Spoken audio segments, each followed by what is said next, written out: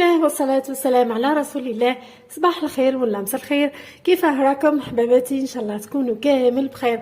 وليت لكم فيديو جديد اليوم ان شاء الله. راح ندير بات فيتي. لا بات فيتي بوصفه قديمه بزاف نخدم بها، عندي 13 سنه وانا ندير في هذه الوصفه، ما بدلتهاش وديما تكون ناجحه معايا. واللي مديت لهم الوصفه كامل نجحت لهم وشكروني عليها. وطلب من حباباتي بغاو هذه الوصفه، راح نديرها لكم فيديو بالتفصيل. تبعوا معايا البنات خطوه بخطوه كيفاه نديروها العجينه تاعها وكيفاه نحلوها، كيفاه نستحفظوا بها. نبداو ان شاء الله على بركه الله. اول مرحله لهنا نحتاج، انا درت كيلو تاع فرينه، مغرفه كبيره تاع ملح، وعندي زبده التوريق انا نخدم بصالحه. نبداو العجينه تاعنا ان شاء الله. نبدا نعجن في العجينه تاعي. خلطت الملح مع الفرينه ونبداو. جبت ماء عادي من الروبيني، نبدا نبل بشويه ونعجن العجينه تاعنا.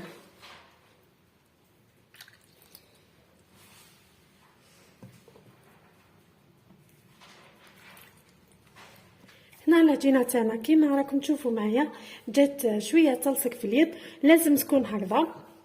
لهنا راح نكمل نعجنها حتى تتجانس مليح.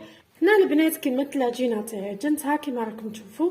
ها هي، هذا هو القوام اللي لازم تحصلوا عليه، تكون شويه جاريه ماشي بزاف، بصح تكون شويه جاريه، بيسك من بعد نحلوها بالفرينه راح تزيد تنشف لنا. سي بور سا لازم نخليوها جاريه شوي.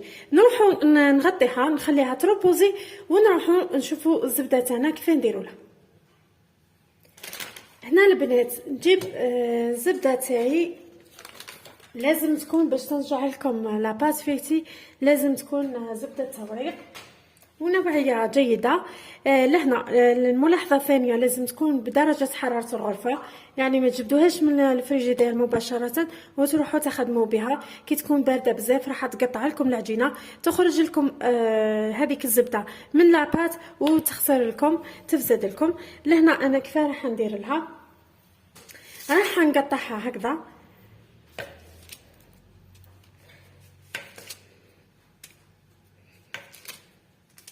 كملت قطعت كامل الزبده تاعي. واش رايحه ندير؟ رايحه نستفها كيما هكذا،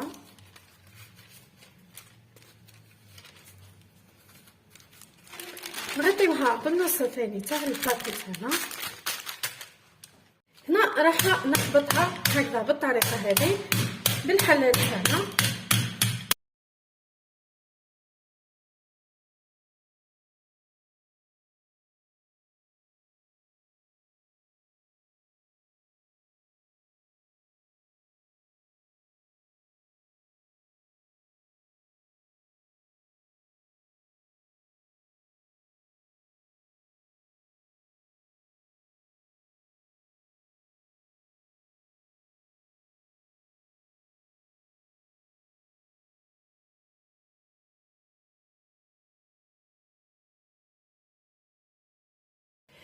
راح نخليها بجهه ونروح نجيبوا العجينه تاعنا نكملوا الوصفه تاعنا. هنا جبت العجينه تاعي بعد ما خليتها ريحت. لهنا البنات راح نخدم بالفرينه باش تعاوني نحل العجينه تاعي.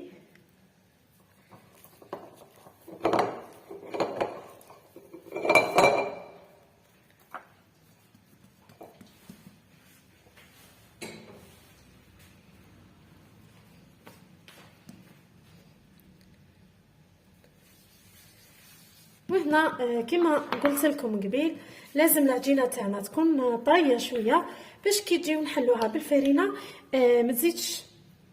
ما تجيش يابسه بزاف. هنا البنات لاحظوا معايا لهنا الطريقه هذه كيفاش راح ندير لها وكيفاش راح نحل العجينه تاعي. لهنا البنات نضرب لهنا في الحاشيه ونحل هكذا الطريقه هذه، ونزيد هنا ونحل هكذا، نزيد منا ونحل.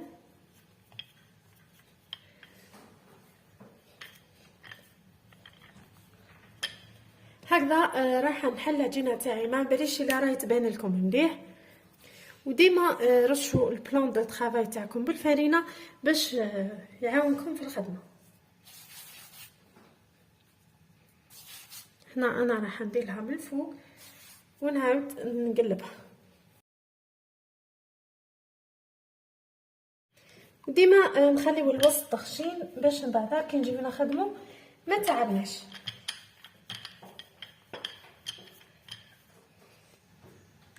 هنا بعد ما حليت العجينه تاعي بالطريقه هذه كما راكم تشوفوا، نجيبوا زبده تاعنا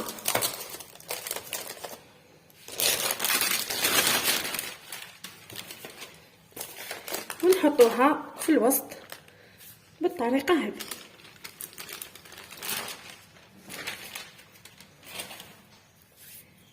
هنا نجيبوا الجهه هذه نحطوها هكذا،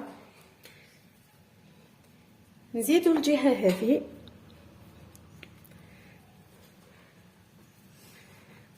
حتى نغلفوا الزبده تاعنا.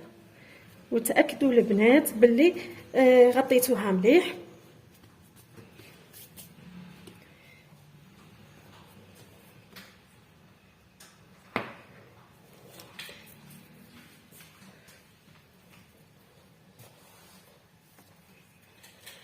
هنا البنات كي تجيو تهزوا العجينه تاعكم هزوها بالعقل واسيو ظفاركم ما يكونوش طوال، سينو راح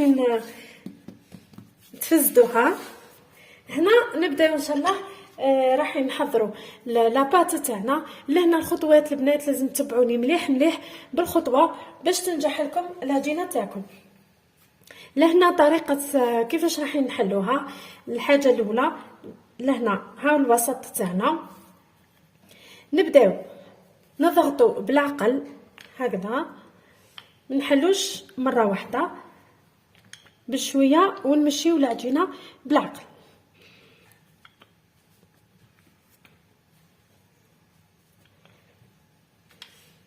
هكذا بالطريقه هذه، ونروحوا نمشيوها بالعقل. ما تروحوش وتجيو البنات هكذا، لازم منا وتروحوا للقدام. ولا هنا تفكرت ليلى حبيبتي اللي كنت نشرح لها بالطريقه هذه، كنت نقول لها لازم تروحي هكذا ما توليش. قالت لي اسمع كي نروح ما نوليش، واللي يجرح ما يداويش.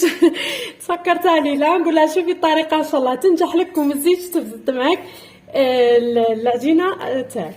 لهنا درنا هذه الجهه، درك نبداو نخدموا الجهه الثانيه بنفس الطريقه هكذا. البنات راكم تلاحظوا معايا يجيو هذوك الفقاعات، ما لازمش يطرطقوا هذوك الفقاعات.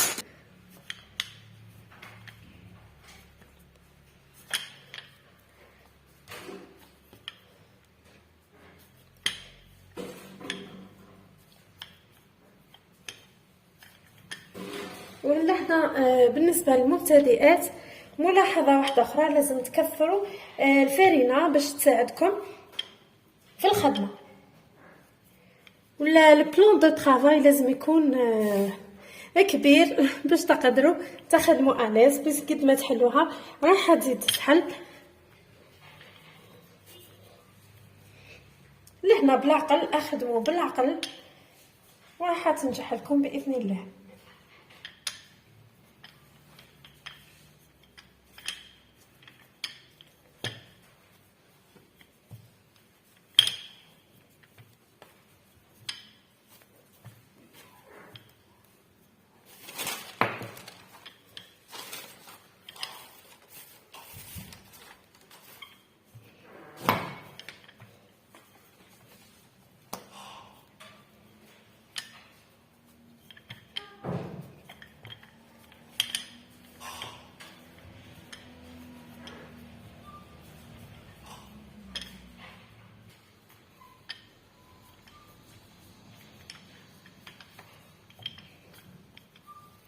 لهنا البنات راح نبدا نسكنها بالحواشي عفوا باه تجيكم قد قد.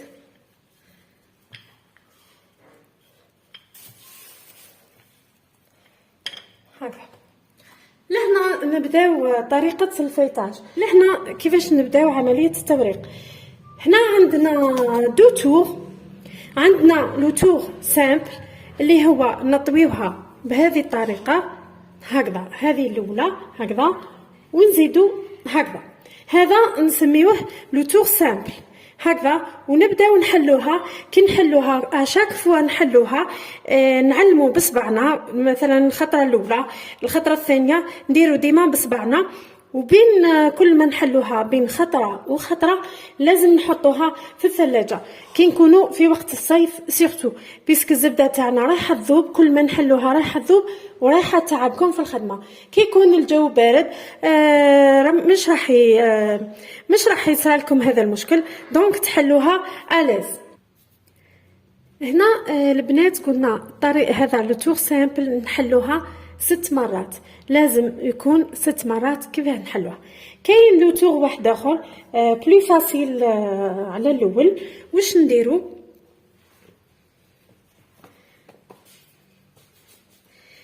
يسميوه لو تور دوبل. هذا نحلوها هكذا، نحطوها نطبقوها بهذه الطريقه، ونزيدو نجيبو الحاشيه الاخرى نطبقوها بهذه الطريقه، ومن بعد نطبقوها هكذا، يعني نديروها على 4 خطرات. لهنا نحلوها غير 3 خطرات، ما نحلوهاش 6 خطرات كيما المره الاولى، نحلوها غير 3 خطرات. لهنا انا راح نخدم بالطريقه الثانيه باش نزرب نوجدها لكم، وما نتوما تتعلموا كيفاش تحلوها. لهنا البنات الجو اليوم راهو بارد، مانيش راح نحطها في الفريجدير، راح نكمل نحلها معاكم. ولازم البنات تكثروا الفرينه، سيرتو المبتدئات، راني نوصي فيكم ونعاود باش تساعدكم في الخدمه.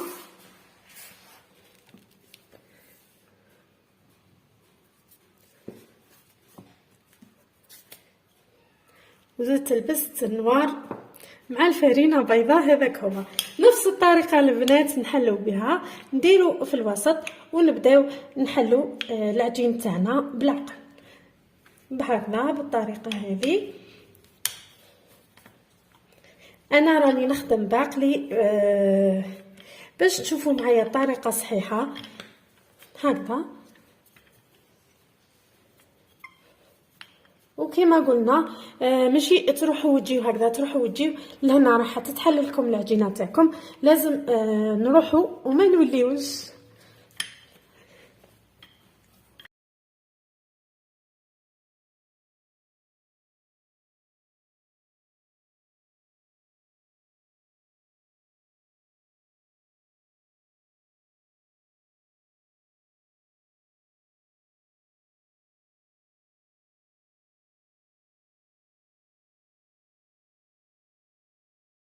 نكمل نحلها كامل ونولي لكم.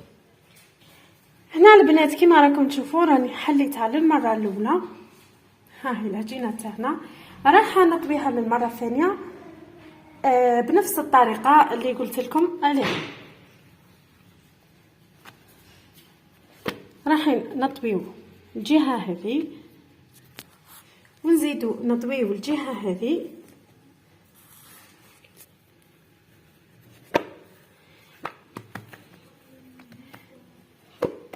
هكذا.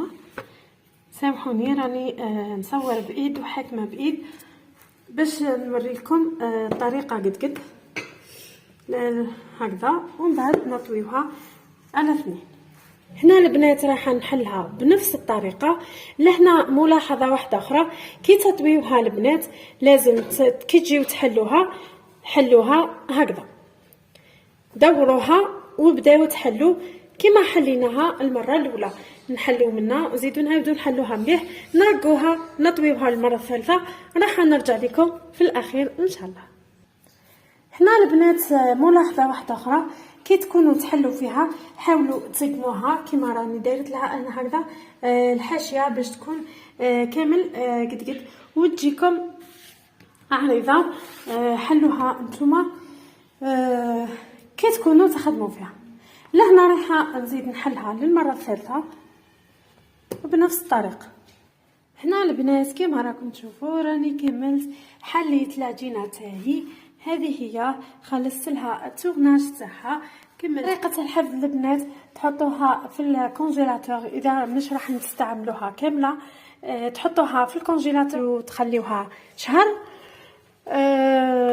وانتوما مخبيينها في الكونجيلاتور. لحنا ما بقى لي نقول لكم غير تهلاو في رواحكم. نشوفكم في الفيديو الجاي ان شاء الله. انا رايحه نستعملها ان شاء الله، وراح نشوفوا الفيديو الجاي ان شاء الله النتيجه تاعنا تاع لاباط فيتي.